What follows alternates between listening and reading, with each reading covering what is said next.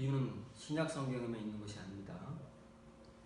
구약 성경에도 비유들이 나오는데 신구약 성경의 모든 비유를 풀 수 있는 비유가 씨 뿌리는 자의 비유인데 그 비유를 말씀하신 다음에 제자들이 예수님께 나와서 물어보는 장면입니다. 제자들에게만 말씀하신 것이 아니고 예수님께 모여든 모든 유대인들, 다시 말하면 이제 이미 예수님의 소문이 유다 전국에 퍼져서 예수님이 있는 곳마다 유대인들이 차고 넘칠 정도로 모여들던 그 당시입니다.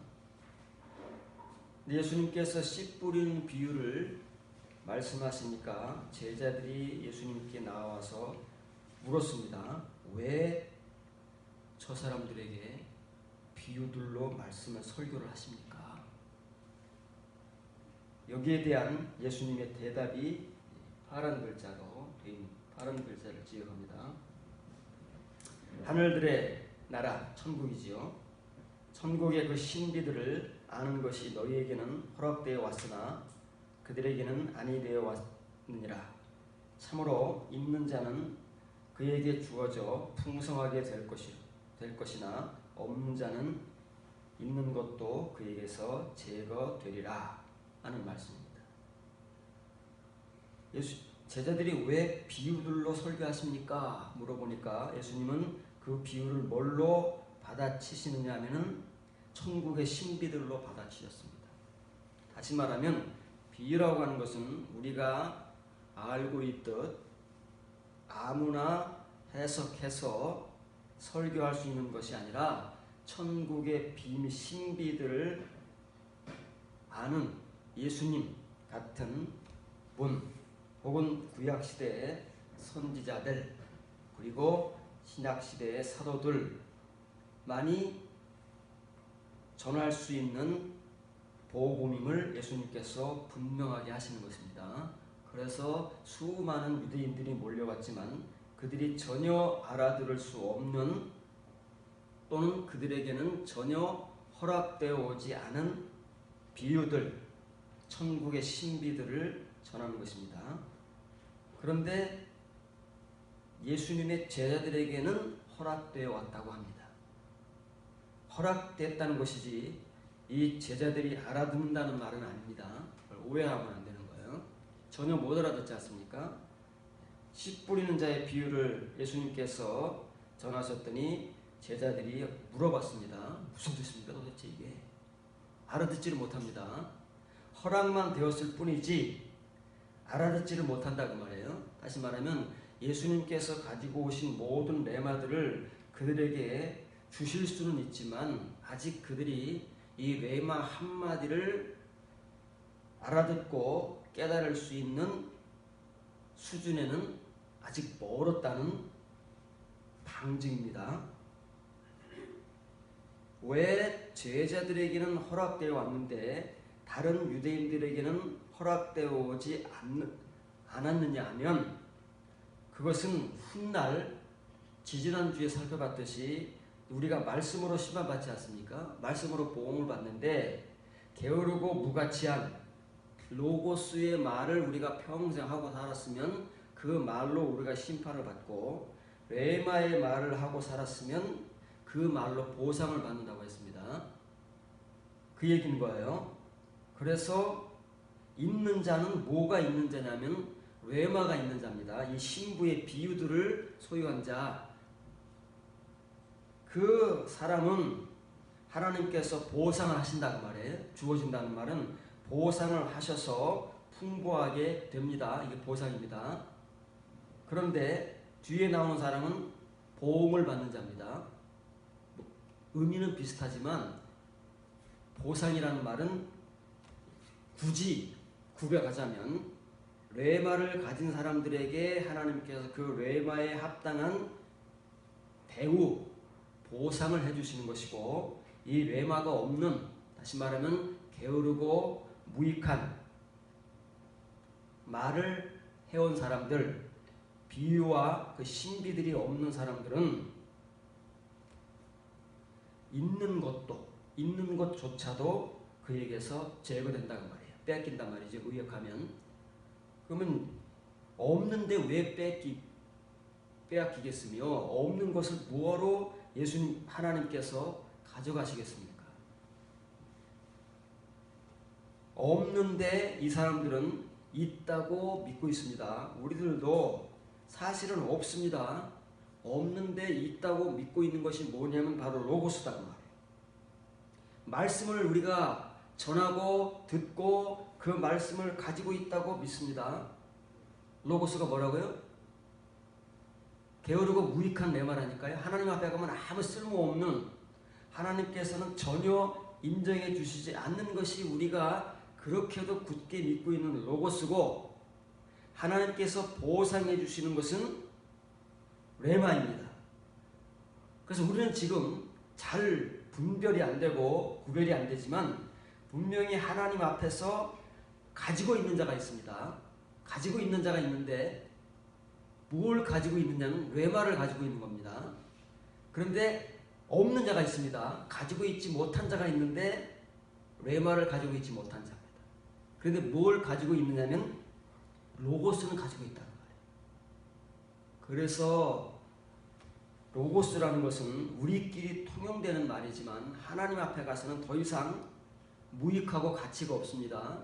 그래서 우리가 그렇게 가지고 있다고 굳게 믿어왔던, 평생을 전하고 들어왔던 그 로고스를 하나님께서 뺏어가신다고 해요. 그럼 그것도 없는 거지가 되는 겁니다. 그러면 거지가 된 채 하나님 앞에서 쫓겨난다. 이 지금 본문 말씀이 신구약 성경 전체를 좌우하는 것입니다. 왜냐하면 말씀에 대한 복음이기 때문에 그렇습니다. 비유라는 것은 천국의 신비인데 그것은 다른 말로 하면은 레마의 말씀이다 그 말이에요. 신구약 성경의 말씀을 정의하는 복음이 본문입니다. 그래서 구약 성경의 다발, 신약 성경의 레마가 있는 사람은, 가지고 있는 사람은 하나님께서 그에 대한 합당한 하늘나라의 보물들로 보상을 하셔서 풍부한 부자가 될 것이지만, 이것이 없으면서도 있다고 굳게 믿고 있는 사람들은 하나님께서 그것마저도 없애버리셔서 완전 알거지가 된 채 하나님 앞에서 쫓겨난다는 사실입니다. 그래서 이렇게 써 있습니다. 너희가 강조되고 있죠. 제자들입니다. 12제자. 12제자에게만 허락되어 온 거예요. 알아듣는다는 얘기는 아닙니다. 그냥 들을 수 있게만 허락되었다 그 말이에요. 현재 완료입니다. 현재 완료 수동용. 아는 것이 너희에게는 허락되어 왔으나 뭐가요? 그 하늘나라, 하늘들의 나라, 천국의 신비들입니다. 복수형이잖아요. 이게 타 레마타이기 때문에 이게 비유들입니다. 비유들은 로고이가 아니에요. 레마타이기 때문에 복수형으로 쓰고 있습니다. 그러니까 비유 하나하나가 다 이면의 말씀, 레마의 말씀들로 구성되어 있기 때문에 이것들을 아느냐 모르느냐가 훗날 하나님 앞에서 우리의 보상을 결정하는 것입니다. 보상을 받을 것이냐, 보응을 받을 것이냐. 다시 말하면 하나님 앞에서 부자가 될 것이냐, 알거지가 되어서 쫓겨날 것이냐. 이게 이제 결정된다는 것입니다. 제자들에게는 지금은 허락되어 있지만 ekheino스는 지금 예수님 앞에서 이 비유, 지금은 첫째 비유만 말씀하셨지만 앞으로 5번의 비유가 더 있는데 이 모든 비유를 들어봐야 그 사람들에게는 예수님 앞에 모인, 그래서 지금 예수님의 천국의 신비들인 비유들을 듣고 있는 다른 유대인들에게는 허락되어지고 않았습니다. 똑같이 제자들과 같이 귀로 듣습니다. 듣지만은 무슨 내용인지 피차 모릅니다. 피차 모르는데 이 유대인들은 앞으로도 계속 모르는 것이고 제자들은 후에 알게 된다 그 말이에요. 문제는 이겁니다. 우리가 비유의 말씀을 전하고 비유의 말씀을 들어도 계속 모르는 채 전하고 들을 것이냐, 아니면 언젠가는 알고 전하고 들을 것이냐, 이것이 하나님 앞에서 우리의 미래를 결정할 것입니다. 우리의 종말을 결정한다는 말이에요. 굉장히 중요한 말씀 아닙니까? 우리 인생이 결정되는 것인데 우리는 전혀 관심도 없고 민감하지도 못한 채 당연히 우리는 하나님의 말씀을 전하고 알기 때문에 하나님의 말씀을 가지고 있다고 이 사람들과 같이 믿는 거예요. 없으면서 있다고 생각하는 겁니다. 그 말에 잘 알아들으셔야 됩니다. 없으면서도 있다고 믿는 사람들이 너무 많아요. 그런데 하나님 앞에 가면 없으면서도 있다고 믿는 그것조차도 하나님께서 다 뺏어서 없애버리신다고 말해요. 그러면 아무것도 없어요. 무존재가 되는 거예요. 무존재는 하나님 앞에서 가치가 없습니다. 그래서 쫓아내시는 겁니다. 이 미스테리온이라는 말이 신비라는 말입니다. 신약 성경에서 28번 나옵니다. 신약 성경 한 권당 평균 한 번씩 나온다는 얘기죠.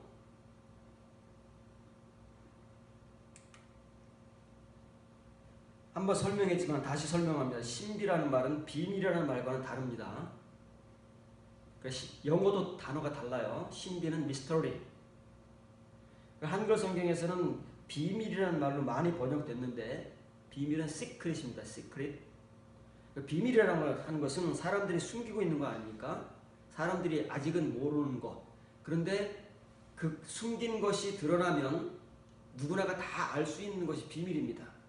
지금은 꽁꽁 감춰져 있기 때문에 잘 모릅니다. 우리 모든 사람들은 다 비밀을 가지고 있잖아요. 한두 개씩은 남들이 모르는. 그래서 언젠간 그게 다 드러납니다. 숨기고 있지만 언젠간 드러나잖아요. 영원토록 죽을 때까지 속일 수는 없잖아요. 그 드러나면 다 알게 되는 것이 비밀이지만 이 신비라는 것은 그걸 눈앞에 펼쳐 보여줘도 글자로 읽게 해줘도 모르는 게 신비입니다. 우리 눈으로 목격하면서도 이해가 안 돼. 도대체 저게 어떻게 된 일이냐? 이해가 안 되는 것이고 글자로 읽어도 읽어낼 수 없는 것이 바로 이 신비라는 말입니다. 그 신비라는 말들이 어떻게 쓰여져 있으며 이것이 오늘날 교회와 교인들에게 어떻게 직접적으로 연결되어 있는가를 소개를 할 것입니다.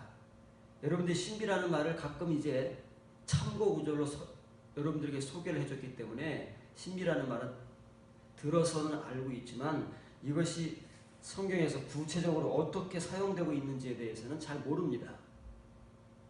그리고 이것이 예수님에 의해서만 이렇게 선포된 것이 아니고 초대교회의 교인들에게 직접적으로 어떻게 관계되며 이것이 교회와는 어떤 연관성을 가지고 있는가를 우리가 알지 못하면 관계가 없는 거예요.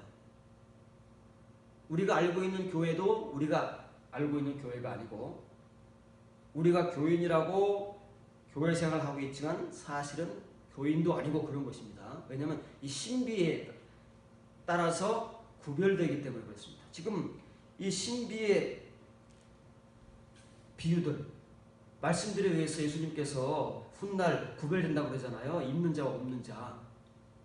똑같습니다. 교회와 교인들이 이 비유의 말씀, 천국의 신비들, 레마의 말씀에 의해서 반드시 구별될 것입니다. 하나님 앞에서. 그러기 전에 우리가 그것을 지각하고 소유하지 않으면 결과는 불을 보듯 뻔한 것입니다. 에베소 1장 7절 9절입니다. 우리는 그리스도 안에서 그의 은혜의 풍성함을 따라 그의 피로 말미암아 속량 곧 죄 사함을 받았느니라. 이는 그가 모든 지혜와 총명을 우리에게 넘치게 하사 그 뜻의 비밀을 우리에게 알리신 것이요 그의 기뻐하심을 따라 그리스도 안에서 때가 찬 경륜을 위하여 예정하신 것이라. 우리의 그 칭의의 은혜, 예정의 은혜 가운데 가장 강력한 성경 구절입니다.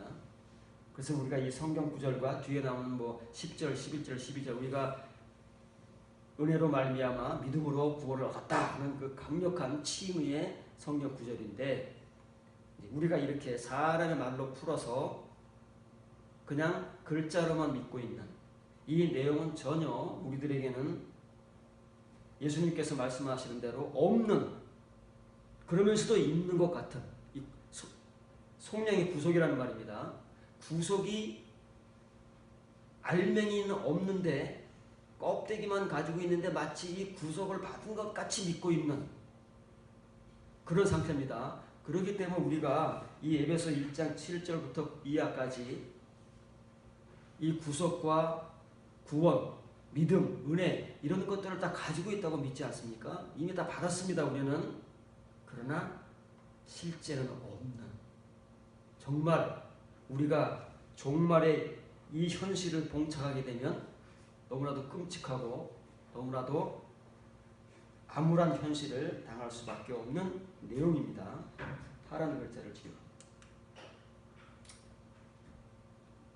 파란 글자를 잘 읽어야 이 구속, 죄 사함의 은혜가 지금 우리에게 껍데기로 있는가 아니면 알맹이로 있는가가 입증이 되고, 그리고 어떻게 내가 이 구속과 죄 사함을 온전히 가질 수 있는가가 이제 결정이 되는 것입니다.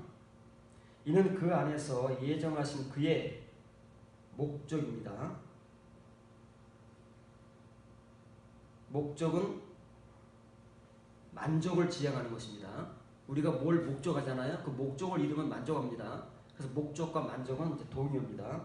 그 만족하심을 따라 그의 하나님의 뜻의 신비를 우리에게 알게 하신 만큼, 다시 말하면 우리가 정말 구속을 받았느냐, 죄 사함을 받았느냐 라고 하는 것은 우리가 그 하나님의 예정의 신비를 얼만큼 알고 있느냐에 따라서 결정된다는 것입니다. 그만큼 모든 지혜와 분별 가운데서 우리에게 이르도록 넘치게 하신 것입니다. 그러니까 우리는 이거와 상관없이, 만큼과 상관없이 그냥 믿으면 저절로 이것들이 다 우리에게 이루어진다고 전해왔고, 그래서 교회 생활을 조금 오래 한 사람들은 이 은혜가 다 이미 주어져서, 이 중에서 우리의 눈을 사로잡는 게 뭡니까? 우리가 가장 쉽게 알 수 있는 것이 죄사함 아닙니까? 죄사함은 예수님을 믿으면서 회개하면서 다 이루어진 사실이니까 이 내용이 우리에게 다 지금 이루어졌다고 우리가 전하고 그렇게 믿고 있지만 사실은 없습니다. 이대로 가면 없는 채 예수님을 만나게, 하나님을 만나게 되고, 없으면서 우리가 있다고 믿고 가는 것입니다. 큰일 납니다. 난리가 난다 그 말이에요. 그 앞에 가면. 그래서 이렇게 써 있습니다. 잘 보셔야 돼요. 그는 그리스도입니다. 그 안에 하나는 그리스도 안에 있어요. 그건 죄사함 속량이니까 그리스도 안에서. 이걸 주신 분이 누구예요? 하나님. 그 다음에 나온 그는 하나님입니다. 그리스도 안에서 우리가 가지고 있습니다. 뭘 가지고 있어요? 아폴리트로신시스라는 말은 구속이라는 거예요. 구속함. 예수 그리스도의 십자가의 보혈을 통해서 우리가 얻는 바 죄사함. 그러나 우리가 가지고 있는 것은 그 껍데기. 그거를 가지고 있습니다. 근데 이것을 어떻게 갖느냐 하면 그냥 아무나 주는 대로 다 받는 것이 아닙니다. 지금 바울은 에베소 교회에게 칭의 복음을 전하는 거 아닙니다. 이미 3년 동안 충분히 그들을 가르쳐 왔고, 또 그 이후로 수년의 세월이 흐른 다음에 이제 그들에게 이면의 복음을 전하는 것이지, 우리가 가지고 있는 그 칭의 복음을 전하는 게 아니다 그 말이에요. 십자가의 죄사함의 복음을 전하는 게 아닙니다. 그래서 이걸 누구나 다 갖는 것이 아니라 이걸 따라서 갖는 거예요. 이걸 따라 갖는 겁니다. 뭘 따라 갖느냐면 그 은혜의 풍성함을 따라서 구속함을 갖는 겁니다. 그 은혜의 풍성함을 갖는 게 아니에요. 이 은혜의 풍성함이 얼마만큼 있느냐에 따라서 구속을 가지게 되는 겁니다. 그런데 이것은, 그 은혜의 풍성함은 우리에게 이루도록 넘치게 하신 하나님께서 예정하신 것입니다. 그리스도를 통해서 예정하신 거. 이건 여기까지는 다 우리가 알고 있는 내용이잖아요. 우리에게 이루도록. 에이스입니다. 우리 아니에요. 이 칭의가 아니다 그 말이에요. 에이스가 나오면 무조건 이면입니다. 왜냐면 끝까지 가야 되는 거니까. 벌써 이게 칭의가 아니라는 이 방증이에요.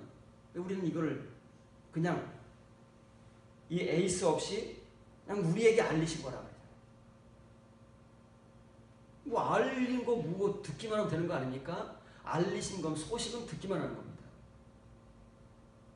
그래서 복음을 뭐라 그래요? 좋은 소식이라고 그러잖아요. 좋은 소식은 듣고 아멘하면 되는 것입니다. 그런데 이것은 우리 각 사람에게 이루도록 이르는 만큼 넘치는 겁니다. 뭐 안에서요? 모든 지혜와 분별 가운데서 우리에게 이릅니다.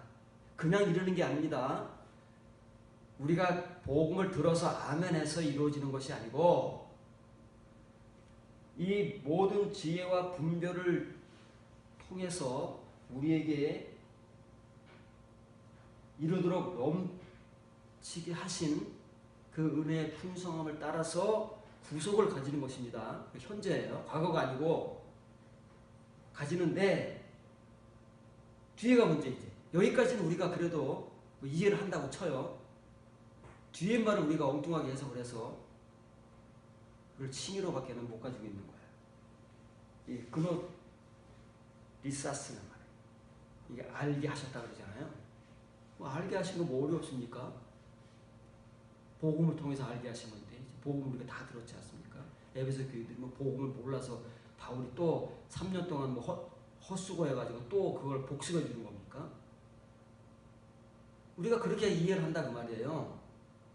바울이 전했던 복음을 다시 한번 복습을 하는 것으로 우리가 착각을 하고 우리가 이 비유의 말씀, 신비의 말씀, 레마의 말씀을 전혀 모르기 때문에 모든 서신서를 다 우리가 아는 칭의의 말씀, 로고스의 말씀으로 뭉개고 있으니까 우리에게 전혀 유익이 없습니다. 그러니까 평생 들어도 로고스밖에 없잖아요. 게으르고 무익한 말씀. 그거 가지고 하면 망한다니까. 요걸 한 만큼입니다. 요거를 이제 알게 하실 때 그만큼입니다. 뭐냐면 그 신비입니다. 이거 우리가 모릅니다. 이거 눈에 보이지도 모르는 거예요. 글자로 읽어도 모르는 겁니다. 제자들은 현장에서 그 말씀을 듣고도 모르는 겁니다. 그게 비유의 말씀이에요. 그 천국의 신비라니까요. 이건 단수잖아요. 한마디 한마디. 왜 그래요? 예수 그리스도의 십자가의 복음, 죄사함의 복음, 구속함의 복음이니까 이거 한마디입니다. 이 한마디도 아직 못 알아듣는데 나머지 타 레마타는 타 미스테리 언제 우리가 다 갖겠느냐고요. 있는 자에게 주어져서 풍성하게 될 거라고 하는데 이거 하나도 없는데 언제 그 많은 것들을 다 갖겠냐. 말이 안 되는 거예요. 그 신비를 알게 하신 만큼 뭘 따라요? 유도키아, 도키아라는 말은 생각입니다. 생각. 사람의 생각, 하나님의 생각. 그 앞에 유가 붙었잖아요. 유가 붙으면 뭐라고요? 참. 진짜. 그걸 의역하면 목적과 만족이 되는 거예요. 하나님은 참 생각이 있어요. 하나님께서 추구하시고 하나님께서 지향하시는 참 생각이 목적입니다. 그 목적을 따라서 그 신비를 알게 해주십니다. 다시 말하면 우리가 하나님의 참 생각을 얼마큼 알고 있느냐, 목적을 얼마큼 알고 있느냐에 따라서 그 신비도 알게 하신다는 말이에요. 근데 이 유도키아는 하나님께서 예정해 놓으신 겁니다. 예정, 미리 정해 놓으셨다고 말이에요. 누구 안에서요? 메시아 안에서. 메시아 안에 정해 놓으셨다는 것이지 우리를 예정하셨다는 것이 아닙니다.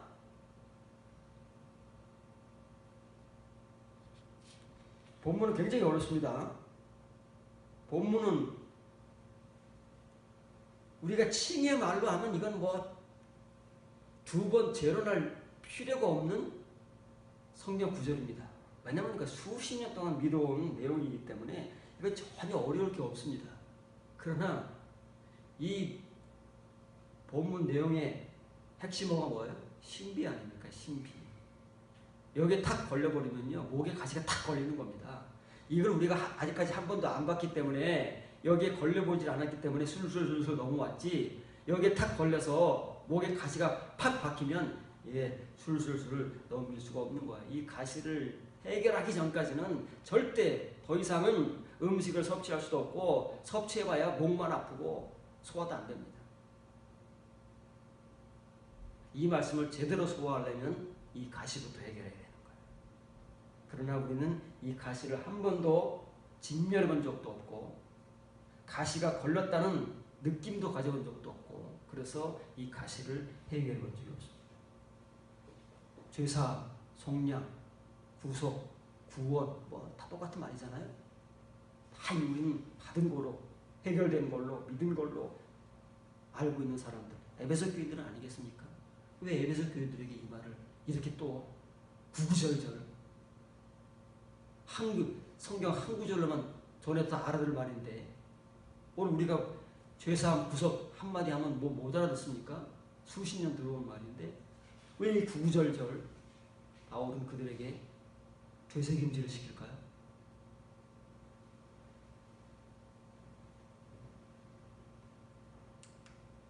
에베소서 3장 2절 4절 너희를 위하여 내게 주신 하나님의 그 은혜의 경륜을 너희가 들었을 터이라. 곧 계시로 내게 비밀을 알게 하신 것은 내가 먼저 간단히 기록함과 같으니 그것을 읽으면 내가 그리스도의 비밀을 깨달은 것을 너희가 알 수 있으리라. 여기 비밀이라고 나옵니다. 비밀은 가르쳐주면 다 아는 거예요. 그러잖아요. 그러나 이 말씀 우리가 수십 번, 수백 번 읽어왔지만 아직까지도 모르는 신비입니다. 자, 바울도 어떻게 이 신비를 알게 됐느냐? 천국의 비유를 알게 되었느냐? 레마의 말씀을 알게 되었느냐 하면 바울도 하나님을 통해서 배운 거예요. 배우는 겁니다. 거저 은혜 받았다고 해서 이게 생기는 게 아니다 그 말이에요. 구원 받았다고 해서 우리가 이 신비를 저절로 알게 되는 게 아니에요. 그럼 바울은 이 신비를 어떻게 알게 됐다고요? 계시를 통해서. 계시가 뭐라고요?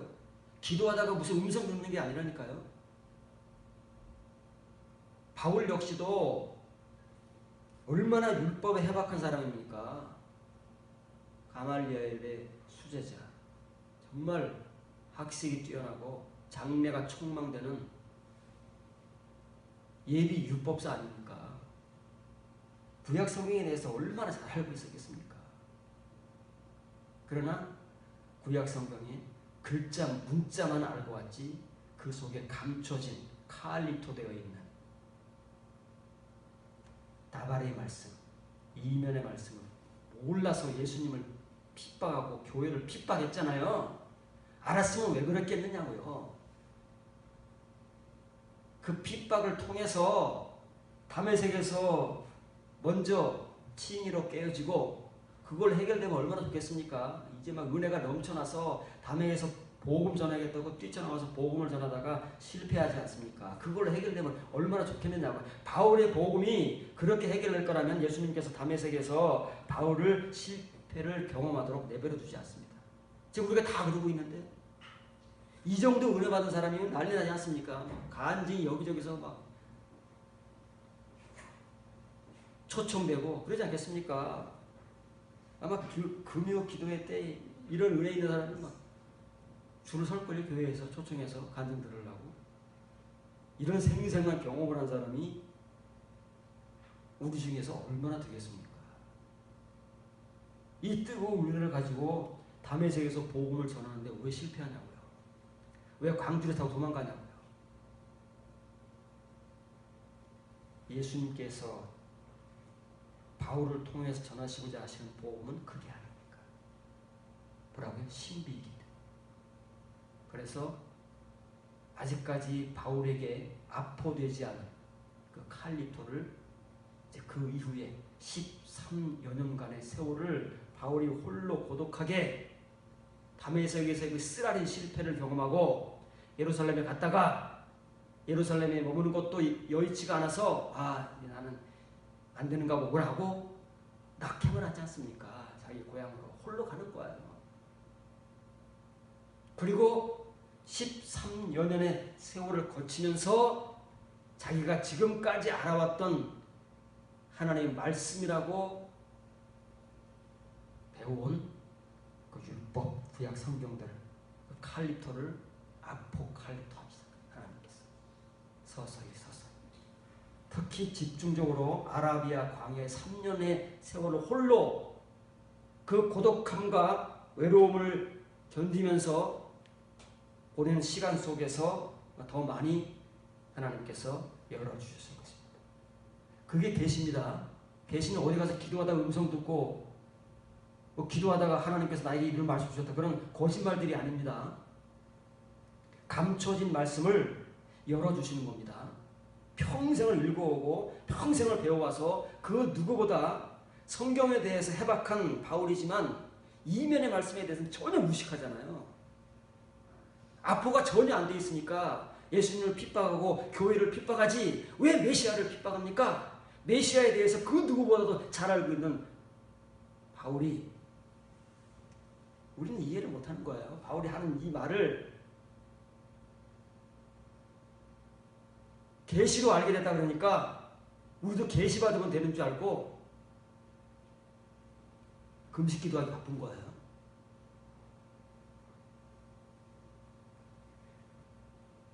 이것을 내가 먼저 간단히 기록한 것 같으니 그것을 읽으면 내가 그리스도의 비밀을 깨달은 것을 너희가 알 수 있으리라. 또 소개하지만 에베소서를 보내기 전에 축약본을 보냈다 그랬잖아요. 바울이 이 6장보다 더 간단하게 기록한 서신을 먼저 보냈는데 거기와 그 내용과 이 에베소서가 다르지 않다는 거예요. 그건 축약본일 뿐이지 다르지 않은데, 만일 여러분들이 그것만 제대로 읽었다면 지금 보내는 6장에 걸쳐 더 구체적으로 설명하고 있는 이 에베소서는 당연히 알아듣는다는 말이에요. 그런데 그것을 못 알아들었으면 이것도 못 알아듣는다는 거예요. 이게 성경입니다. 성경이 긴 성경도 있고 짧은 성경도 있잖아요. 구약 성경도 한 장으로 구성된 성경이 있는가 하면 66장으로 구성된 성경도 있잖아요. 한 장으로 구성된 성경은 우리가 생각할 때는 읽기도 쉽고 그러니까 좀 가벼이 여기는 경우가 있습니다. 똑같은 겁니다. 그거 한 장을 이해하지 못하면 이사야 66장도 못 이해하는 것입니다. 그러나 그 한 장을 우리가 제대로 이해하면 이사야 66장도 우리가 이해하는 거예요. 근데 우리는 지금 오해를 하고 있어요. 잘못 생각하고 있기 때문에 이 바울이 하는 말을 잘 못 알아들어요. 그러니까 막 우리말로 막 번역을 해놓은 거예요. 자, 본문을 먼저 직역합니다. 직역을 잘 이해하셔야 돼요. 그래야 본문을 이해하는 거예요. 바울이 무슨 말을 하고 있는지. 그래야 우리가 성경을 읽을 때, 빌레몬서를 읽을 때, 한 장짜리네. 이렇게 가벼이 성경을 읽지 않는다 그 말이에요. 신약 성경의 제일 긴 성경이 어디입니까? 마태복음이잖아요. 28장짜리 마태복음을 읽을 때와 같은 마음을 가지고 빌레몬서를 읽는다 그 말이에요. 오바댜서를 읽을 때 한 장짜리네. 가벼운 마음으로 읽지 않고 구약 성경에서 가장 긴 이사야 66장을 읽듯 똑같은 마음으로 성경을 읽는다는 말이에요. 그 무게감을 가지고 너희에게 이르도록 말해. 이거 항상 서신서의 핵심적인 말은 에이스 휘마스 에이스 헤마스예요. 우리에게 이르도록 너희에게 이르도록, 나에게 이르도록 너에게 이르도록. 이 에이스가 핵심이다 그 말이에요. 너희에게 이르도록 내게 주어진 하나님의 은혜의 섭리. 이게 뭐라고요? 이게 아포칼립시스, 계시다 그 말이에요. 이면의 말씀이 바울에게 열려서 보여지는 겁니다. 이게 신비예요. 이게 비유의 말씀이에요. 이게 다바르고 이게 외마다 그 말이에요. 바울이 그전까지는 전혀 알지 못해서 메시아를 알면서도 메시아를 핍박할 수밖에 없었고, 그 메시아를 통해서 이루어지는 교회와 교인들을 핍박할 수밖에 없었던 바울은 왜 그랬느냐 하면 이걸 없기 때문에. 똑똑하고 학문이 뛰어나고 구약 성경에 대해서는 정말 능통하지만 아직 아포되지 않은 칼리포의 말씀만을 가지고 있었기 때문에 그렇다고 말해요. 그런데 하나님께서 언제부터인가 이 바울에게 드디어 다메섹에서 실패를 쓰리쓰게 경험하고 예루살렘에서도 그의 거처가 불분명해서 낙향할 수밖에 없었던 그 바울에게 언제부터인가 하나님께서 그 말씀을 드디어 열어주시기 시작한 거예요. 이때 존재했던 성경은 구약 성경밖에 없잖아요. 구약 성경을 바울에게 열어주기 시작합니다. 아포해 주시기 시작합니다. 그게 신비다. 그게 계시예요. 그 계시를 따라서 신비를 알리시는 거예요. 다시 말하면 이면의 말씀이 열리지 않으면 신비는 몰라요. 그래서 우리가 신비라는 단어를 알고 신약 성경에 28번이나 신비, 비밀이라는 말이 나와도 그걸 잘 이해를 못하는 겁니다. 경험이 없으니까. 바울같이 경험 있는 자가 그 경험을 가지고 그 은혜를 가지고 복음을 전하는데 우리에게는 그것이 없으니까 이게 무슨 말인지, 언제 나에게 오는 것인지, 내가 언제 이걸 어떻게 경험했는지를 설명할 수가 없어요. 설명을 해야 되는데 없는데, 없으면서 마치 있는 것처럼 전하는 우리들 아닙니까? 믿고 있는 여러분들 아닙니까? 너희가 정말 들었다면 그 말이에요. 과거 얘기잖아요. 이건 축약본. 바울이 에베소서 6장을 보내기 이전에 그 축약본을 정말 너희가 들었다면, 이제 이걸 에베소 교회에 보냈으니까 이걸 설교하지 않겠습니까? 그 교회 목회자가 안식 후 첫날, 오늘날로 말하면 주일마다 읽고 전하지 않겠습니까? 그걸 매주 듣잖아요. 이 에베소 교인들이. 주일날만 들었는지는 모르겠어요. 우리 같이 수요일로 들었는지 금요일로 들었는지 잘 모르겠지만 어쨌든 최소한 주일날은 들었을 거 아니겠습니까? 그렇게 들었다면 그게 뭐라고요?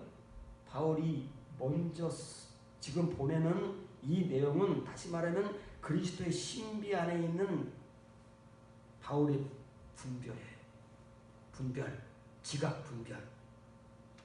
이 지각 분별은 어디서 온다고요?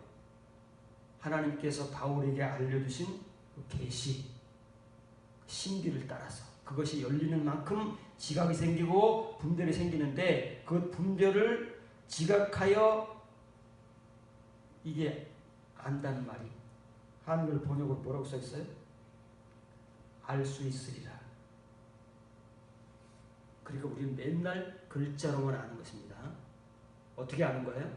아나 기노스코, 이면의 것으로, 신비의 것으로, 계시의 것으로 아는 것이지 그냥 아는 게 아니에요. 그래서 이게 뭐예요? 이게 미래형이라니까요. 이미 알았다는 것도 아니고 지금 알고 있다는 것도 아니고 앞으로 알게 되리라 그 말이에요.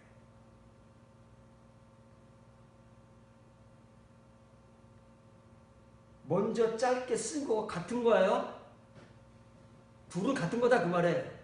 다시 말하면 지금 보내는 에베소서를 이해하면 먼저 보낸 축약본도 이해하는 것이고 지각하는 것이고, 먼저 보낸 축약본을 지각하고 있다면 지금 보내는 6장짜리 에베소서는 더 잘 지각할 것이고 그 얘기를 하는 거란 말이에요. 이것과 그것은 똑같다는 말이에요. 이렇게 이해하면 이해가, 글자를 읽어도 한글 본문은 조금 오락가락하지만 이렇게 읽으면 정확합니다. 그럼 여기에 지금 우리가 강조될 말이 신비가 나오죠. 그렇죠? 신비가 나오죠. 정말 그냥 듣는 게 아닙니다. 정말 들었다면 아나기노스코, 이면의 것으로, 하늘의 것으로 알 수 있도록 바울이 먼저 짧게 보낸 축약본과 지금의 에베소서가 같다 그 말이에요. 그래서 이렇게 써 있습니다. 개라는 부사가 들어가는 거예요. 우리 관심 없어요. 한글 성경에 이런 건 관심이 없어요. 에이펠 붙어 나올 때는 에이펠이라고 했습니다. 떨어져 나오면 에이게 관심이 없어요. 이런 접속사, 부사 이런 건 다 생략하잖아요. 한글에서는. 그러니까 우리에겐 정말이 없는 거예요. 그냥 듣기만 해요. 이 글자만. 정말 너희가 들었다면 뭘요? 그 은혜의 섭리입니다. 오이코도미. 오이코도미야. 이게 섭리예요? 오이코도미아가 뭔지 아십니까? 이와 유사한 단어가 오이코도메, 오이코도메. 그게 뭐예요? 그게 진짜 교회 건축이에요. 건물이 아니라 그리스도의 몸을 건축하는 겁니다. 그게 하나님의 뜻이다 그 말이에요. 하나님의 경륜, 섭리라는 말은 경륜이에요. 어떤 계획을 세워서 그 계획을 구체적으로 이루어 나가는 것을 섭리라고 하는 거예요. 경륜이라고 하는 거예요. 그럼 하나님의 계획이 뭐예요? 그리스도의 몸을 이루는 거 아닙니까? 이 땅에 천국으로 상징되는 그리스도의 몸으로서 교회가 나올 겁니다. 교회를 이루어 가시는 거예요. 그게 하나님의 섭리고 하나님의 경륜이고 그것은 은혜를 따라서 되어지는 것인데 이걸 너희가 정말 들었다면 정말 못 들어. 정말 듣는 사람이 올리고예요. 그냥 듣는 사람들은 부지기수로만 해. 전하는데 누가 안 듣겠습니까? 에베소 교인들이 바울이 축약본을 보는데 아이고 감사합니다고 매일 전하고 매주 전하고 매주 듣지 안 전하고 안 듣겠습니까? 듣는다 그 말이에요. 그러나 정말 듣는 사람은 올리고이기 때문에 6장의 복음서를 서신서로 또 보내는 거예요. 들었다면 호티다 그 말이에요. 이거다 그 말이에요. 너희가 들었다면 그것은 바로 이거다. 그 아포칼립스입니다. 계시입니다. 어디 가서 음성 듣는 거 아닙니다. 가짜 음성. 자기 응답 받는 것이 아니고 이것은 문자로 기록되어 있는 신구약 성경에 그 감추어진 이면의 말씀들, 다바르와 레마의 말씀들을 벗겨주는 겁니다. 벗겨서 그 안의 것을 읽게 하고 보게 하는 아나키노스코다. 바울이 이걸 못해가 실패했잖아요. 그렇게 똑똑하고 그렇게 잘 나가고 그렇게 장래가 촉망되지만 이걸 모르니까 자기가 그렇게 배워온 메시아를 핍박하지 어느 바보가 알면서 그 짓을 하고 있겠느냐고요. 모르니까 그 짓을 해왔는데 이걸 알고 나니까 깨지는 거 아닙니까? 박박 스스로 깨지는 겁니다. 처음에는 강제로 깨트리잖아요. 그렇게 예수님을 핍박하고 교회를 핍박하니까 더 이상 두고 볼 수 없어서 예수님께서 강제로 깨트리시지만 이제 어떻게 돼요? 자기 스스로 깨지는 겁니다. 이제 이 작업이 우리에게 없어요. 우리 스스로 바울과 같이 깨지면서 그 깨지는 만큼 이면의 말씀 아포칼립시스를 우리가 소유하는 것. 그래서 우리가 가지고 있는 그것으로 훗날 우리의 종말에 하나님께로부터 보상받을 것이 바울에게 있는데 우리에게는 없다.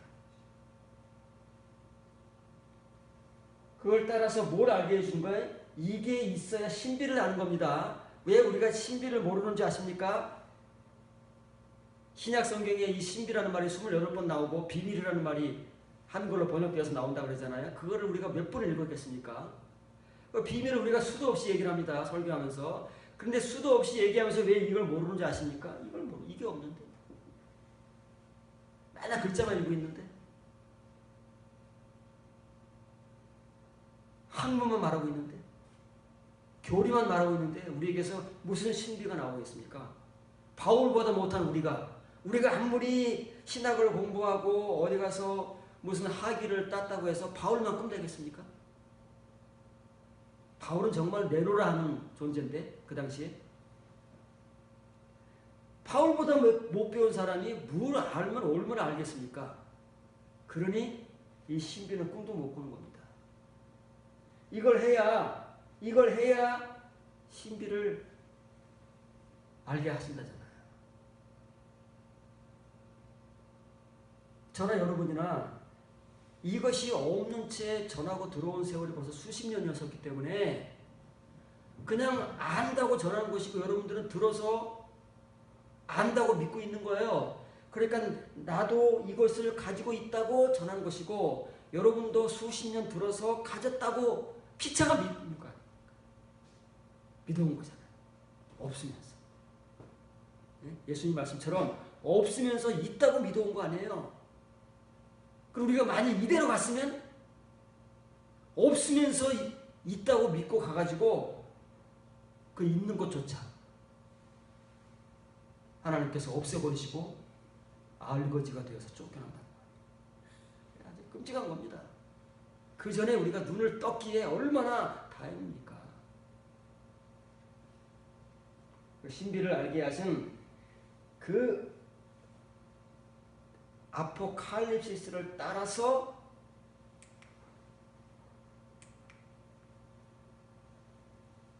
내가 너희에게 엔 올리고이, 이거 올리고이는 사람은 적은 것이고 시간은 짧은 것이고 내용은 짧은 거예요. 다 올리고이예요. 간략하게 프로잖아요. 프로. 먼저 이전에 썼던 것과 같은 것이다. 이 에베소서는 내용이 똑같다 그 말에 내용이 다른 거 아니에요. 짧고 긴 그 길이만 차이가 있는 것이지 장수만 차이가 있는 것이지 내용은 똑같은 겁니다.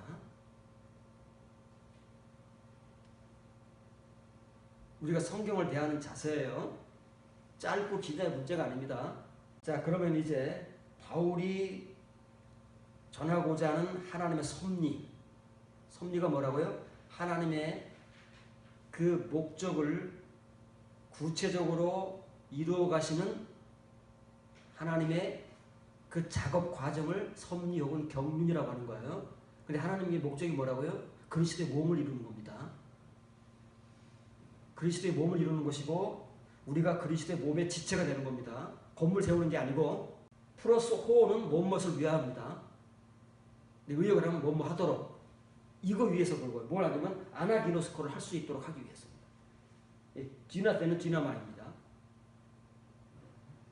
영어로는 can. 이거 할 수 있도록 이게 목적이에요. 왜 2번씩이나 서신을 보내가지고 이렇게 강조를 하느냐 하면 목적이 아나기노스코다 그 말이에요.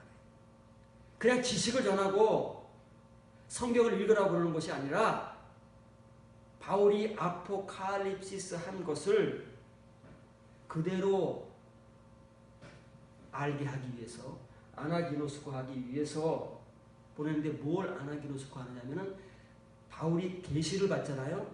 아포칼립시스를 하잖아요. 뭘요? 구약 성경을 아포칼립시스를 하면은 분별이 생기고 지각이 생기는 거예요. 지각을 해서 분별이 생긴다고 그랬잖아요. 그러면은 지금 에베소 교회와 교인들에게는 이게 없는 거예요. 바울이 하고 있는 이게 없어요. 지금 신비를 지각해서 분별하는 것이 없기 때문에 바울이 그걸 전하려고 하는 것이지 3년 동안 수년 전에 복음을 전해서 가르친 그 칭의의 구속, 속죄, 구원 이거 가르치려고 그러는 게 아니라니까. 이것 때문에 2번씩이나 서신을 보내는 거예요. 바울이 계시를 통해서 알게 된 그 하나님의 신비, 그 신비를 알게 되면은 지각이 생기고 분별이 생기는 겁니다.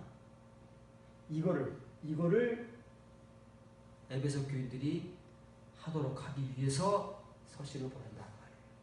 다시 말하면 에베소 교회에 없어요. 교인들에게 없어요. 그 당시 초대교회에 어느 누구를 막론하고 없어요. 그래서 그 각 초대교회 교회들에게 서신서를 보내는 거예요. 사도들이 없기 때문에 이 내용들이 없는 걸 지금 가지라고 보내는 것이지 있는 거 복습해 주는 거 아닙니다. 우리는 복습밖에 할 수 없는 거예요. 복음 설교라는 미명하에 있는 것 때가 되면 복습해주고 맨날 그거 핥다가 하나님 앞에 가는 겁니다. 없는 채 있다고 믿고 가는 거예요. 그러면 아무 소용이 없다니까. 그때 가면 망해. 바울과 사도들은 초대교회 교인들이 망하지 않도록 진짜 가지고 가야 할 아나그노스코, 신비, 이면의 것을 갖게 하기 위해서 서신서를 보낸다고 했잖아요. 에베소 교회는 특별히 두고. 그러면 이제 하나님께서 이루시고자 하시는 것이 그리스도의 몸 된 교회 아닙니까? 그 몸 된 교회를 어떻게 이루어가며 그 교회와 직접 관련이 있는 교인들은 누구인가? 목사는 누구인가? 집사는 누구인가가 이제 성경에서 신비라는 말과 더불어서 증거되고 있는데 우리는 역시 그 내용에 대해서도 깜깜하기 때문에 목사이면서도 그리스도의 몸과 관계가 없고 집사이면서도 그리스도의 몸과 관계가 없고 교인이면서도 그리스도의 몸인 교회와는 아무런 관계가 없어요. 왜? 신비를 모르니까. 그걸 이제 살펴보도록 하겠습니다. 에베소서 5장 31절 33절. 그러므로 사람이 그 부모를 떠나 그 아내와 합하여 그 둘이 한 육체가 될지니 이 비밀이 크도다. 나는 그리스도와 교회에 대하여 말하노라. 그러나 너희도 각각 자기 아내 사랑하기를 자신같이 하고 아내도 자기 남편을 존경하라고. 왜 그러는 거예요? 왜? 부모를 떠나서 두 사람이 부부로 하나가 됐기 때문에 그렇습니다. 이게 성경에 나오는 결혼관이에요. 교회에서 결혼식을 많이 하지 않습니까? 주례도 많이 합니다. 주례할 때마다 결혼하는 부부를 향해서 여러 가지 좋은 말들을 많이 해주지만 이 내용을 못 전하는 거예요. 우리가 모르는데, 내가 모르는데 누구의 이걸 전하겠습니까? 먼저 결혼한 목사가 아내를 맞이해서 부부가 되고 한 몸이 되었지만 그 의미를 모르고 있는데 어떻게 새 신랑 신부될 부부에게 이 복음과 은혜를 전해주겠느냐. 뭐 이것은 뭐 꼭 신랑이 신부만 들어야 될 복음입니까? 그건 교회에 대한 복음이라니까요. 교인이라면 누구나 들어야 될 복음인데 그러나 불행하게도 부부이면서 이 은혜가 없고 교인이면서 이 은혜가 없는 불행한 삶을 우리는 수십 년 살아오고, 우리가 결혼하지 않았습니까? 얼마큼 남편 노릇을 잘하고 있으며 얼마큼 아내 노릇을 잘해왔습니까? 우리는 형편없는 존재들입니다. 이 말씀과는 전혀 관계가 없습니다. 몸만, 육체만 하나가 된 것이지 이 복음에 의한 은혜는 전혀 하나가 되지 못한 채 그냥 서로에게 상처 주고 은혜 없는 자로, 믿음 없는 자로 예수님께서, 하나님께서 원하시는 이 은혜를 우리가 함께 이루어가고 추구해가지 못하는 정말 어리석고 가치 없는 존재로 그냥 부부로서만 살아온 거예요. 법적인 부부로서만. 성경적 부부로 살아와야 되는데 너나 나나를 막론하고 그냥 법적인 부부로서만 살아왔지 성경적 부부로 살아오지 못한 이유는 이 바울이 전하는 이 부부의 복음, 교회의 복음을 우리가 은혜로 가지지 못하고 이것을 부부간에 누리지 못하고 있기 때문에 그러는 거예요. 목사는 뭐 다르겠습니까? 목사인 나는 다르겠습니까? 수십 년 결혼 생활을 해왔지만 이 은혜가 없으니까 어떻겠어요? 아내에게 상처 주고 그냥 몸으로만 하나가 된 법적인 부부로 살아오는 것이지 이런 성경적 부부로는 피차가 못 살아오는 거예요. 목사만 그렇습니까? 아내는 어떻습니까? 하나도 마찬가지인 거예요. 우리 부부가 이 은혜를 모르니까 모르는 이 우리 무식쟁이들이 법적인 부부로서만 행세를 해왔지 이 은혜를 가지고 피차가 누려야 할 그리스도의 몸, 그리스도의 지체로서의 은혜를 서로가 주고받지 못한 채, 서로가 나누지 못한 채 살아온 부부 생활이 무슨 의미가 있겠습니까? 그러니 이혼하네 마네 싸우고 상처 주고 핥히고 그런 세월들이 우리에게 얼마나 많습니까? 우리 과거의 발자취를 돌아보면 그런 흔적들이 여기저기 널려 있는 거 아닙니까? 그러면서 우리는 부부 임내, 목사 임내, 사모 임내, 집사 임내, 장로 임내, 교인 임내 하면서 교회를 말하고 그리스도를 말하고 결혼을 말하고 우리가 성경에 써있는 모든 온갖 말들을 하면서 사실은 그 은혜와 내용은 전혀 부재한 없는 존재다. 예수님 복음이 진리라니까요. 없어요. 우리에게는. 없으면서 있는 척하는 그런 불쌍하고 가난한 존재가 우리인 거예요. 그런데 이렇게 지금 이렇게 말하는 게 뭐예요? 부부에 대해서 말하고 아내에 대해서 말하고 남편에 대해서 말하는 것은 이건 큰 신비다 그 말이에요. 신비예요. 비밀 아니에요. 비밀이면 벌써 다 알아요. 우리가 결혼한 사람들이기 때문에.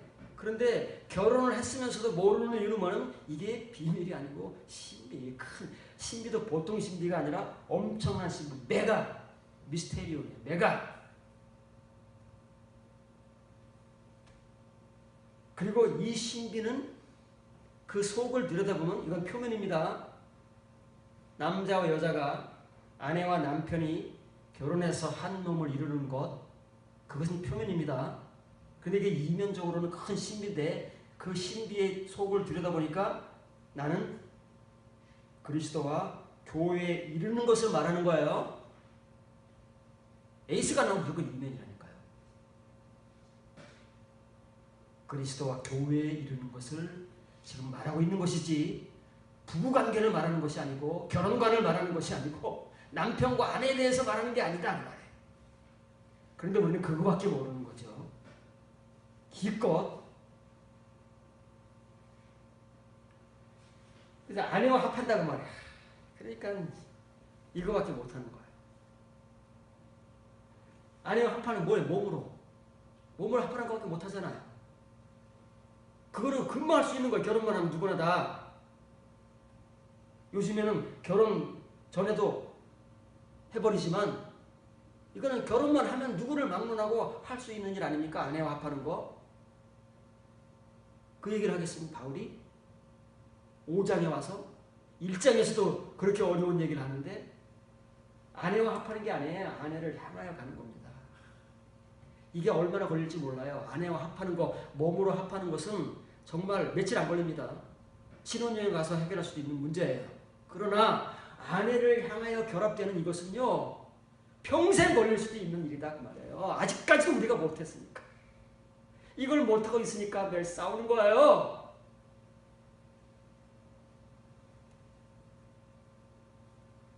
앞으로 얼마나 더 싸울지 몰라요. 우리가 향해서 가지를 않아요. 서로가 서서 나한테 오라 그러지. 네가 와 하지. 내가 이걸 깨달아서 내가 가야 되는구나. 나보고 상대에게 오라고 요구하는 게 아니고 내가 가는구나. 이거는 은혜를 깨달은 자가 하는 거라니까요. 먼저 가는 것이지. 우리가 이 은혜가 없으니까 먼저 하지를 못해. 상대방에게 요구만 하는 거지. 이런 존재들이 뭘 할 수 있겠습니까? 이런 존재들이 무슨 복음을 전할 수 있겠으며 무슨 복음대로 살 수 있겠느냐고. 이것도 제대로 못하는데. 가장 근본적인 이것도 우리가 시작을 못하고 있는데 무슨 말씀을 행하고 무슨 말씀을 순종하겠느냐. 그 아내를 향하여 결합되어 그 둘이 한 몸에 이르는 겁니다. 이르러 존재하는 거예요. 한 몸에 이르는 겁니다. 에이스예요. 에이스. 한 번에 되는 겁니까? 수도 없는 반복을 통해서 우리가 그 의미를 깨달을 때에 그 은혜를 가질 때에 그 신비를 알 때 비로소 이르게 된다 그 말이에요. 피차가. 그러니 피차 알면 얼마나 좋겠습니까? 빛이 아니면 그러면 더할 나위가 없는 것이죠. 서로 노력하면 그만큼 시간이 단축되니까. 그러나 이게 이제 한쪽이잖아요. 늘 하나님께서, 늘 예수님께서 먼저 가잖아요. 모르는 자들에게. 구약시대 유대인들이 알았나요? 다 간음하고 다 우상 숭배하고 자기 남편을 버렸지.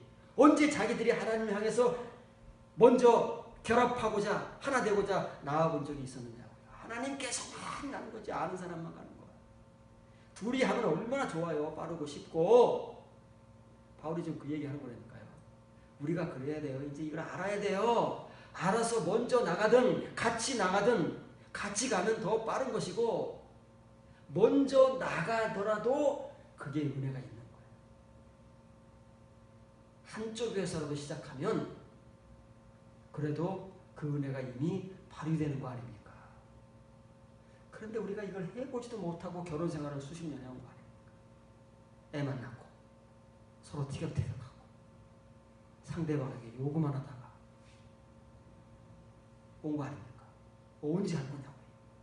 이거 언제 시작해서 언제 이루겠느냐고요. 시작도 못한 사람들은 언제 이루겠느냐고요. 이거 이루어야 되는데, 이게 창세기 나오는 결혼관이에요. 아담과 하와의 결혼관이라니까요. 지금 사도 바울이 복음으로 지금 풀어주고 있고, 어떤 복음으로요? 신비의 복음으로 풀어주고 있는 거예요. 그러니까 우리가 신비를 모르니까 이것도 몰라. 이 은혜가 없어요. 말만 짓거리고 있는 것이지 이 은혜로 살지를 못해요. 이렇게 써 있습니다. 결합되어지는 몸의 수동형입니다. 이 은혜를 받아야 자연스럽게 되는 거예요.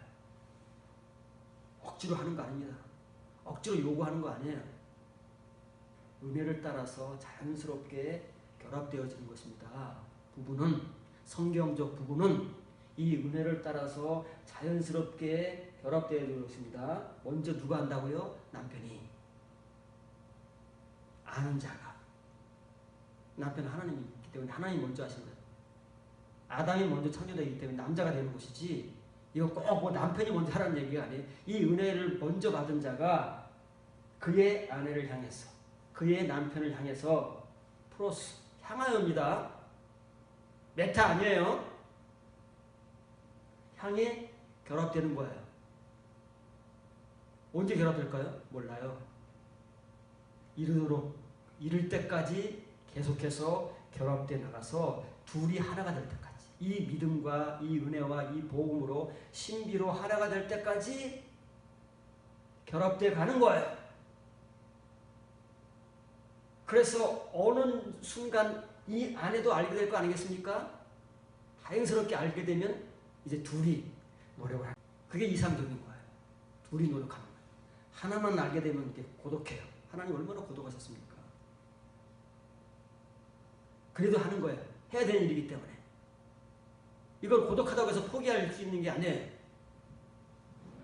왜냐하면 하나님께서 이 부부의 관계를 통해서 교회를 이루어가는 것이기 때문에. 교회입니다. 교회. 교회가 뭐예요?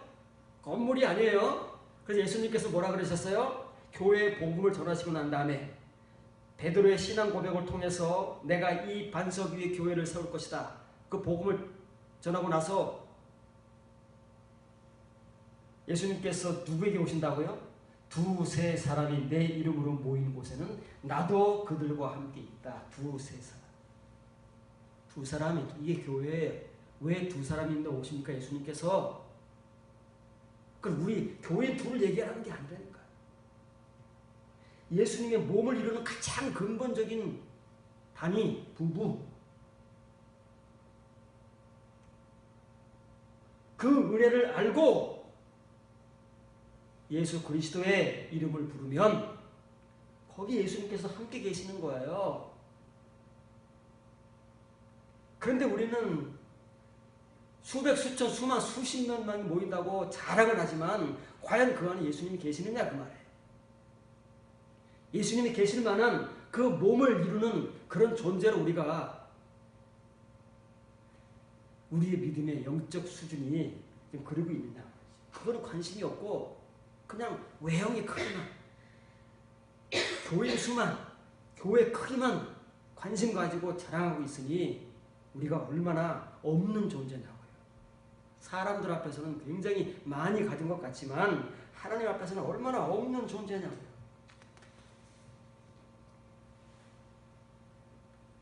이렇게 결합되어져서 이게 미령이잖아요. 이렇게 결합되어져야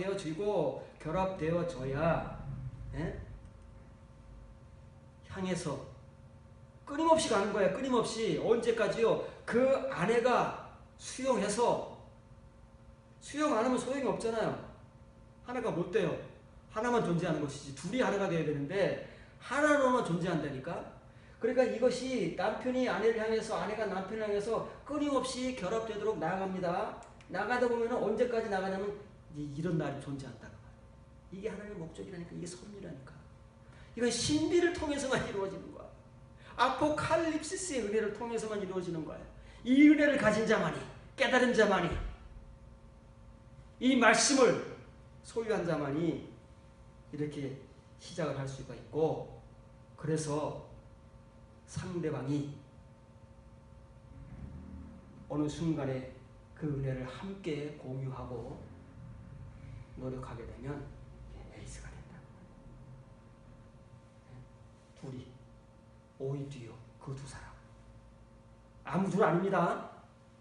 이렇게 끊임없이 향해서 나아가는 먼저 은혜 받은 자, 그래서 그 은혜를 함께 공유해서 에이스에 이르는 바로 그 두 사람이에요.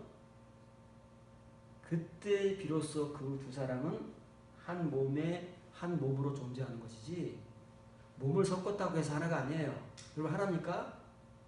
우리가 결혼하고 몸을 섞었다고 해서 하나입니까? 절대 하나가 아닙니다. 생각이 다르고 목적이 다르고 가치가 다르고 성향이 다르고 다 다른데 어떻게 하나가 되겠습니까? 이럴 때만 하나가 된다니까요. 하나님에 의해서, 복음에 의해서, 신비에 의해서, 말씀에 의해서만 하나가 되는 거예요. 근데 이것은 투토 이거예요. 결혼, 남편이 아내를 향해서 끊임없이 결합되어지기 위해서 나아가서, 그러므로 둘이 한 몸에 이르는 진짜 은혜자들이 되는 거, 이것은 메가 미스테리온이에요. 어마어마한 신비다. 이게 보통 신비가 아니에요. 그냥 신비도 우리가 알아듣기 어려운데 그거 어떻게 알아듣냐고요. 그래서 우리가 지금까지 몰라요. 신비도 모르는데 메가 미스테리온은, 메가 신비를 어떻게 하냐고요.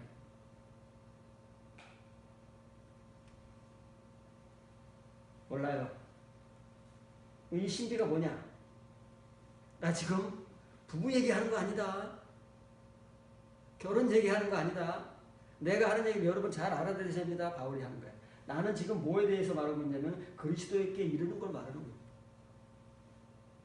근데 그리스도에게 이르는 게 뭐냐면 교회에 이르는 거예요. 건물 세우는 거 아닙니다. 그리스도의 몸의 지체가 되는 것이 교회를 이루어가는 거예요. 근데 우리에게는 이런 사람이 없어요. 교회 안에. 신비도 모르는데 이게 내가 신비를 어떻게 알게 됐냐고요. 그래야 그리스도께 이르는 것이고 교회에 이르는 것인데, 건물만 세워놨지 우리가 모여서 수만 이루고 있지 정말 그리스도의 지체가 되는 사람들이 없는 거야. 없어요. 불행하게도. 여러분 중에 누가 자신하겠습니까? 여러분들 이런 노력을 해왔습니까? 이런 은혜를 받아서 여러분의 남편을 향해서, 여러분의 아내를 향해서 이런 노력을 해왔습니까? 그래서 둘이 진짜 원하시는 그리스도를 이루고 교회를 이루었습니까? 부부가 교회입니다. 가장 작은 단위의 교회예요. 예수님께서 말씀하신 이렇게 은혜가 있으면 예수님이 그 가정에 임하시는 거예요. 함께 계신다 그 말이에요. 알아들으시고 상대방이 모르면 여러분들이 먼저 하세요. 노력을 하시라고. 거저 얻어지는 것은 없습니다. 이면의 은혜는 아멘에서 이루어지는 게 아니에요. 끊임없이 향해서 먼저 가야 돼요. 아는 사람이 먼저 해야 되는 숙명입니다. 하나님이 혼자서 먼저 하셨던 숙명이에요. 끊임없이. 누가 이 하고 있느냐고요. 교회가 뭐냐고 도대체. 세습 싸움이나 하고 있고. 그러면 이런 걸 해야 되는데 왜 못하냐고 말해요. 왜 기껏 그런 것들밖에는 못하고 있느냐 하면은 그 이유가 분명합니다. 이유가 분명한 거예요. 교인들 때문에 그런 거 아닙니까? 교인들 때문에 그러는 거예요. 교인들이 깨어나면 그런 일은 있을 수 없습니다. 그런 일을 하는 사람들은 경멸을 받습니다. 그런데 왜 그런 사람들이 판을 칩니까? 기득권 세력입니다. 그럼 이제 그런 사람들이 교회에 생겨나야 돼. 어떻게 생겨나겠습니까? 세례 받으면 됩니까? 직분 받으면 됩니까? 직분을 수없이 넣었습니다. 직분자들은 교회에 수없이 많습니다. 그러나 이런 직분자들이요. 이런 교인들이요. 자, 본문은 8절부터입니다. 1절부터는 누구에 대해서 바울이 디모데에게 복음을 전하느냐면 감독에 대해서. 감독. 우리는 정말 이 유교 사상이 너무 투철해가지고 모든 것을 권력화해 버린다. 권력화. 그래서 감리교회는 지금 감독 제도가 있습니다. 우리 장로교로 말하면 총회장이에요. 감리교회에서는 감독이라고 합니다. 제일 높은 사람이에요. 권력화를 합니다. 지금 디모데 전서 3장 1절에 감독이라는 한글 번역본이 나오는데 그 감독 아닙니다. 에피스코포스는 에피가 뭐라고요? 온전히 혹은 위에. 스코포는 보살피는 거예요. 늘 보살피는 거예요. 이 사람의 신앙생활을 잘하고 있나? 정말 이 은혜를 따라오고 있나? 어떤 관심을 가지고 보살피는 사람이지 지배하고 다스리는 사람이 아닌데 우리는 이 유교 사상에 찌들어가지고 전부 막 지배하고 군림하고 이런 거밖에 모르니까 감독이라고 똑똑한 애 하고선 감독 자리를 만드는 거예요. 그거 아닙니다. 그건 보살피는 자예요. 돌보는 자입니다. 목회자, 목자라는 말에 목자. 양떼를 잘 이끌어서 푸른 초장으로 인도해서 풀을 잘 뜯게 하고 쉴 만한 물가로 인도해서 누워 안식하게 하는 그 목자 얘기하는 것이지 오늘날 우리 목사들 얘기하는 거 아닙니다. 교인들을 지배하고 주인 행세하는 그런 사람들 얘기하는 게 아니에요. 이와 같이잖아요. 그 보살피는 자와 같이. 집사들도 필요해요. 그럼 이제 그 내용을 소개해 줄 겁니다. 왜 이와 같이가 뭐냐? 그럼 감독은 어떤 사람들이 되어야 되느냐? 이 집사들은 어떤 사람들이 되어야 되느냐? 그 내용이 뭐냐? 왜 이와 같이라는 내용 말로 연결되느냐? 그걸 이제 설명을 해줄 겁니다. 이와 같이 집사들도 정중하고 합니다. 정중한 사람 많습니다. 존경할 만한 오늘날 우리 시대에 존경할 만한 사람이 없습니다. 목사고 정치인이고 선생이고 교수고 지도자층에 있는 사람들 중에서 오늘날 존경할 만한 사람들이 점점 사라지고 있잖아요. 정치인은 많지 않습니까? 그렇죠? 선생, 교수들 많지 않습니까?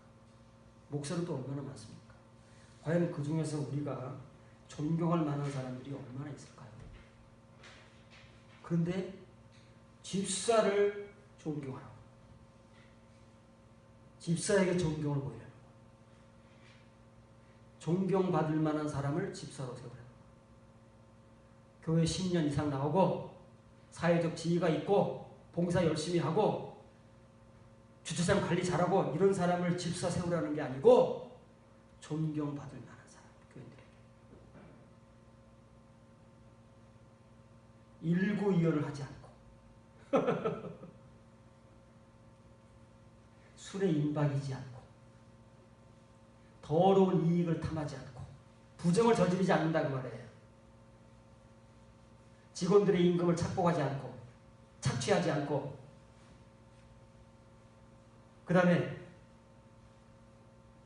돈을 위해서라면 수단과 방법을 가리지 않는 사람이 아니라 그런 더럽고 부정한 이익을 탐하지 않는 정결한 사람.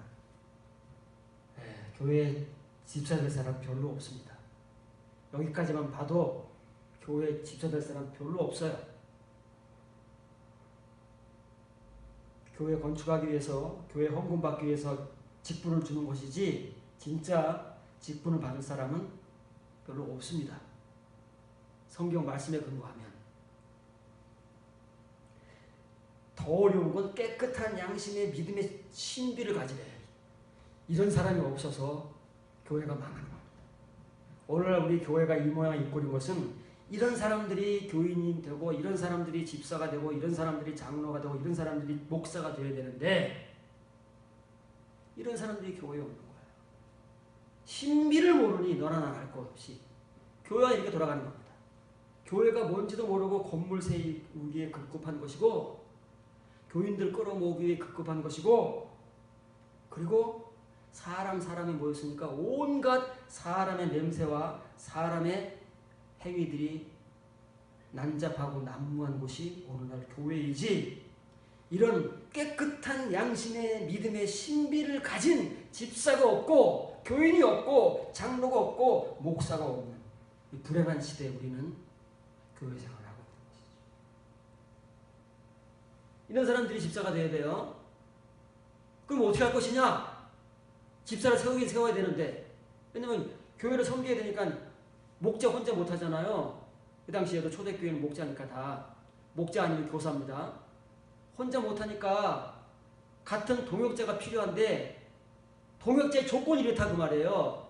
감독이건 목자이건 집사이건 교회를 섬기는 동역자의 조건 동일해요. 이와 같이예요. 동일합니다. 뭐 없으면 어떡하냐고요. 없으면 못 세우는 거죠. 그러면 세워야 돼. 세우고 싶어. 그럼 세우려면 이걸 해라 그 말이에요.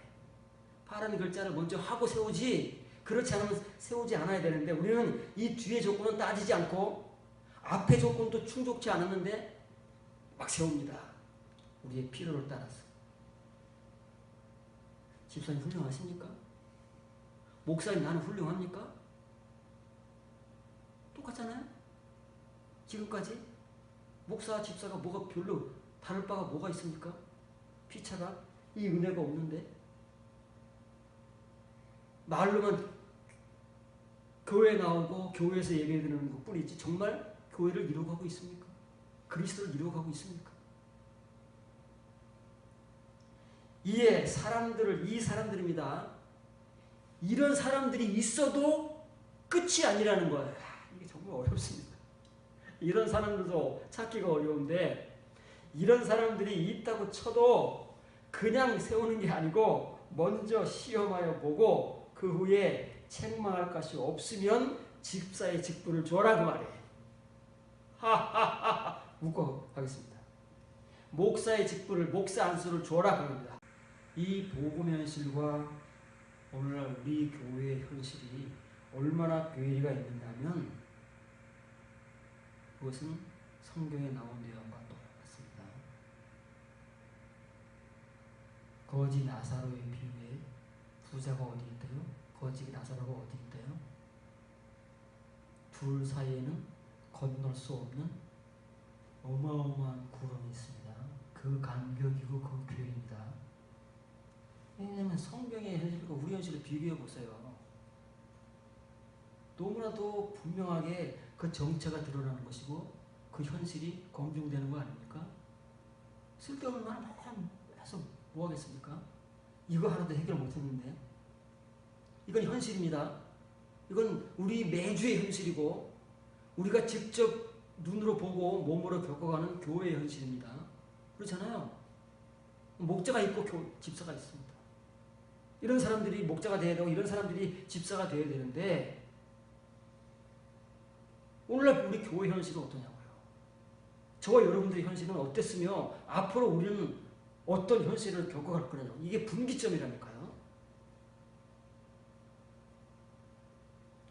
파란 글자를 지금 이렇게 써 있습니다. 그러나입니다. 이게 집사의 자격이에요. 집사의 자격인데 이런 사람들이 있다고 나왔어요. 나는 그런 사람입니다. 우리 교회에서 그럴 만한 사람들이라고 추천을 받잖아요. 요즘에는 안수 집사건 장로를 안수를 주려면은 먼저 교회에서 추천을 합니다. 이런 사람들 우리 교회에서 모범이 되고 봉사도 잘하고 앞으로 우리 교회를 섬길 사람들이라고 추천하면 교인들이 투표를 한다. 그러지 말라고 말해요. 그러지 말고 정말 그 사람들이 교회 그리스도를 이루고 그 몸인 교회를 이루어 가는데 하나님께서 인정하실 만한 그런 목자요 그런 집사가 되고 그렇게 세우시려면 먼저 이 사람들로 하여금 증명받게 하라고. 증명하는 거 아닙니다. 스스로가 증명받는 거예요. 검증되는 겁니다. 뭘로 검증돼요? 이 자격들로. 자격들이 몇 가지 나왔잖아요. 이런 것들로 검증을 받아야 돼요. 다시 말하면 교회가 교인들이 검증한다고 말해요. 지금까지 이 사람이 이렇게 살아왔는지, 지금은 정말 깨끗한 양심, 정결한 양심에 믿음의 신비를 가지고 있는지 검증을 해야 돼요. 교인들이. 우리 교인들이 어떻게 검증합니까? 자기도 모르는데. 그러니까 피자 똑같은 사람 세우는 거예요. 똑같은 사람 세우는 겁니다.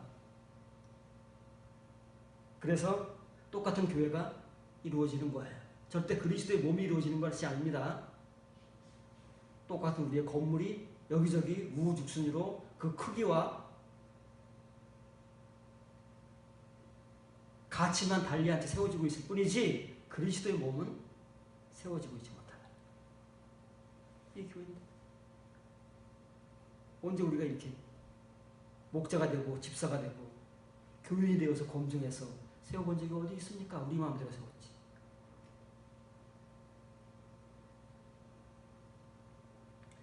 그 후에 검증이 다 끝나서 그것도 그 후에 검증 절차를 거쳐서 흠이 없다면 미쳐.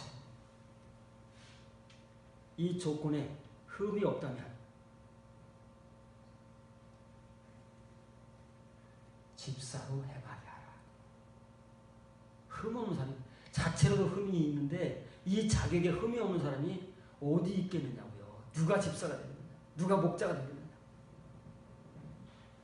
그래서 진짜 목자, 진짜 집사는 없어요. 가짜 목자, 가짜 집사들만 수두룩합니다. 진짜는 없어요. 왜냐면 성경의 현실과 우리 현실이 괴리가 이렇게 건널 수 없는 구렁을 가지고 있기 때문에 진짜는 없고 가짜들만 득실득실한 거예요. 그래서 이게 원문을 보면 조금 여러분들에게 목적격에 나왔어요. 이와 같이 이 집사들을 뭘 하라는 거예요? 이 집사들을 그러면 이제 뭐가 어떻게 하라는 동사가 나와야 되는데 동사가 없어요. 동사가 없어요. 동사는 있어요. 동사는 어디 있습니까? 저 위에 목자에 대한 조건을 열거할 때 거기에 나와요. 뭐라고 나오냐면은 데이톤 에피스코폰 안에 필렘톤, 그 목자로 하여금 책망할 것이 없게 하라. 없는 자가 되게 하라. 거기도 목적격이 주어로 나와요. 왜요? 동사가 부정형이니까. 다시 말하면 그 목자와 이 집사가 정해져 있는 사람들이야. 누가 될지 몰라요.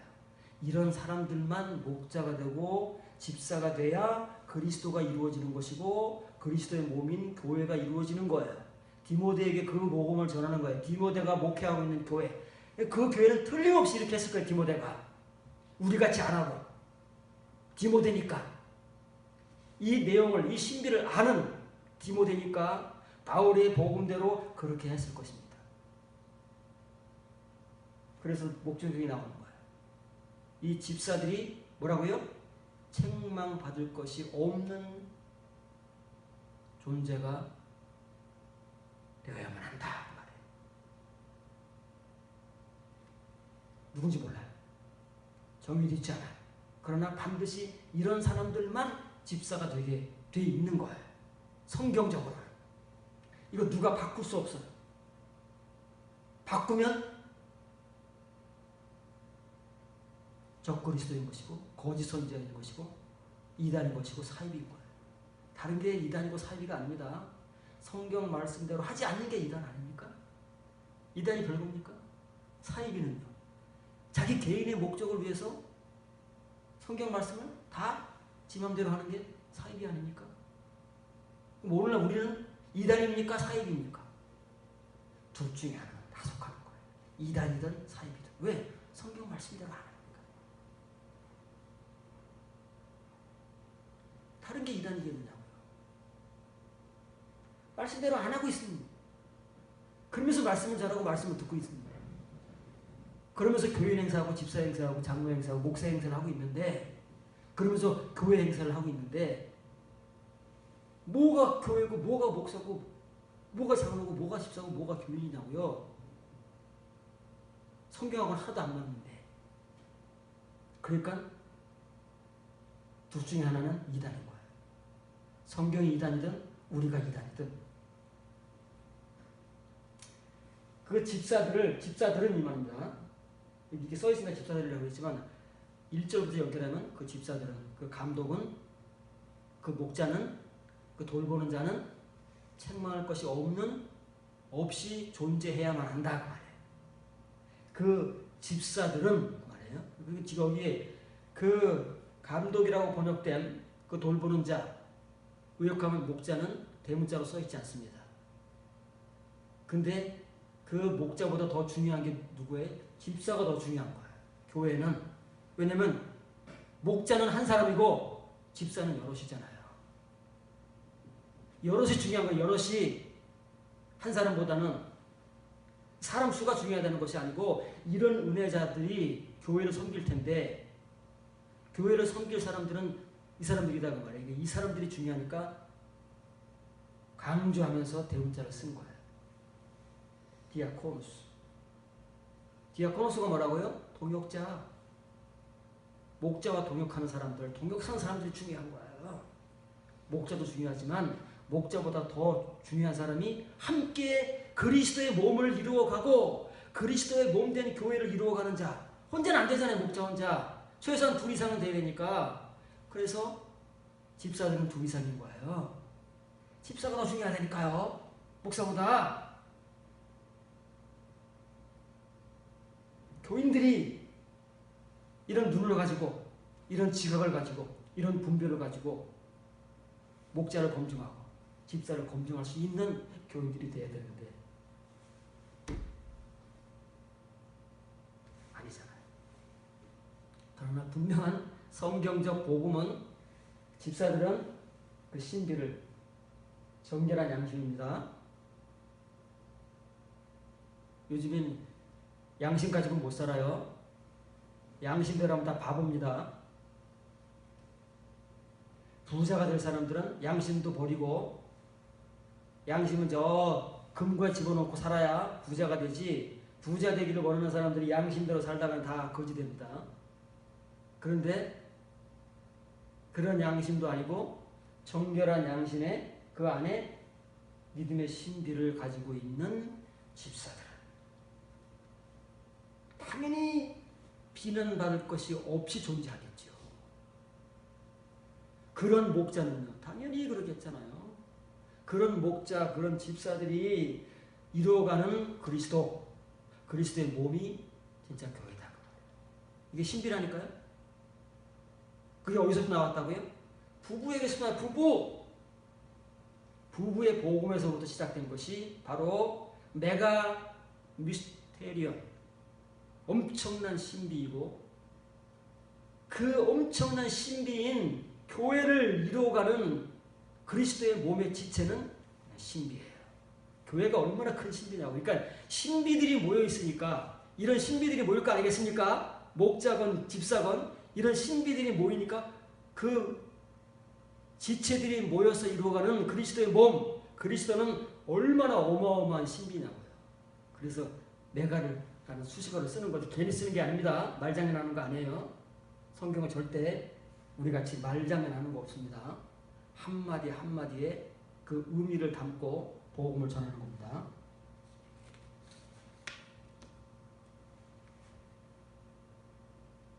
그래서 이런 집사들, 그런데 이걸 끝이 아니잖아요. 그런데 도키마제 소사 과거 명령입니다. 검증받게 하라. 검증받게 하라. 먼저 집사로 세우기 전에 누가 검증해요? 이걸 검증받으려면 검증받을 대상이 있어야 되겠습니까? 하나님 말씀하십니까? 집사는 목사와 교인이 세우는 거 아닙니까? 그러니까 목사든 교인이든 검증을 해야 되는데 검증하는 사람들이 이러지 못하면 누구를 검증하게 되냐고요. 그러니까 서로가 다 똑같은 사람들이 목사가 되고 집사가 되고 장로가 되고 교인이 되는 거예요. 세리교인이 되는 거예요. 다 똑같은 사람들끼리. 이런 사람들을 먼저 증명하고 나서 증명받게 하고 나서 그 다음에 아넨크레토이라는 말은 흠이 없다며. 흠이 없으면 그렇게 했는데도 흠을 발견 없었으면 사람입니까? 완벽하다는 얘기가 아니잖아요. 여기에 나오는 조건, 여기에 나오는 조건에 흠이 없으면 그때 디아코네이토산, 이것도 과거 명령입니다. 3인칭 명령, 3인칭 명령입니다. 집사로 행하게 하라 그 말이에요. 집사의 일을 하게 하라. 앞으로는 이래야 되는 거예요. 앞으로는 이런 사람들을 안수집사로 세워야 되고 이런 사람들을 장로로 세워야 되고 먼저 그 전에 이런 사람이 목사가 돼야 돼요. 그래야 두 사람이 모였을지라도 수는 중요한 게 아니에요. 앞으로는 지금까지 우리가 목회의 성공을 수에 두었습니다. 교회 크게 둔 거예요. 우리 타락한 부패한 목사들이 이 육의 눈으로 보니까 목회의 성공을 거기다 두고 거기다 매진을 해왔어요. 수단과 방법을 가리지 않고. 그런데 앞으로의 목회는 수에 있는 게 아닙니다. 이런 사람이 있는 거예요. 목자든 교인이든 집사든 이런 사람이 둘만 있으면 돼요. 둘만. 그러면 거기에 예수님이 함께 하시는 거예요. 그런데 이런 사람들이 없는 채 수백, 수천, 수만, 수십만이 모여도 예수님은 없어요.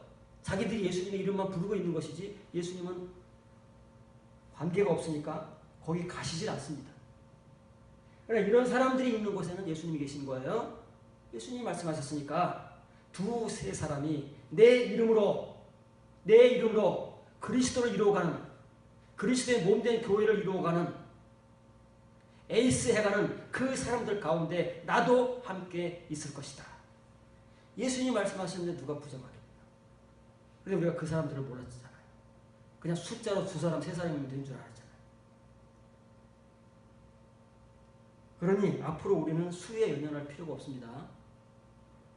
숫자 때문에 유치될 필요도 없고 숫자 때문에 목에 힘줄 필요도 없어요. 그건 그냥 사람의 수에 불과한 거예요. 이런 사람이 2명만 있으면은 된 거예요. 3사람이면 더 좋은 거지. 그래서 예수님께서 2-3사람입니다. 얼마나 어려우냐. 2-3사람 되기가 얼마나 어려운데. 우리는 쉽게 알았잖아요. 가서 전도해서 개척해서 교인들만 세우면 10명 되고 20명 되고 막 그래왔으니까 2-3사람은 굉장히 쉬운 걸 알았지만 이 2-3사람이 얼마나 어려운 거냐고요.